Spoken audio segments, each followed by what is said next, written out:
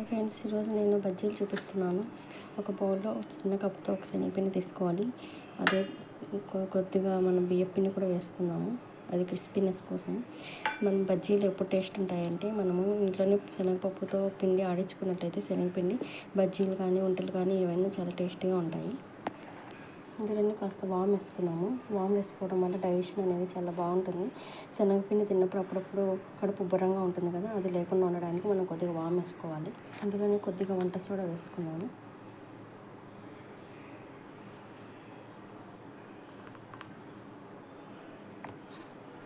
అలాగే కొద్దిగా సాల్ట్ వేసుకున్నాము.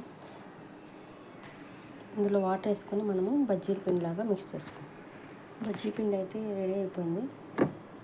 నేనైతే ఈ చిన్న మిర్చి తీసుకున్నాను. ఇదేంటి ఇంత సన్నగా ఉన్నాయి అనుకోకండి, మనం బజ్జీలు తినేది స్పైసీనెస్ కోసం. ఇవైతే చాలా స్పైసీ ఉన్నాయి.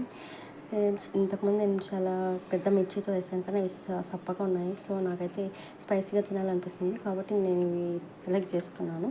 ఇప్పుడు మనం బజ్జీలు వేసుకున్నాము. బజ్జీలు అయితే వేసేసాను, చూడండి ఎలా కాలుతున్నాను. బజ్జీలు అయితే రెడీ అయిపోయాయి. నెక్స్ట్ మీరు కూడా ఈ విధంగా ఒకసారి ట్రై చేయండి. టేస్ట్ చాలా బాగుంటాయండి. స్పైసీ కావాలనుకునే వాళ్ళు ఈ విధంగా సన్న మిర్చితో ఒకసారి ట్రై చేయండి. చాలా స్పైసీగా టేస్టీగా ఉంటాయి. నచ్చితే వీడియో లైక్ చేయండి, సబ్స్క్రైబ్ చేసుకోండి. Thank you for watching my videos. Thank you.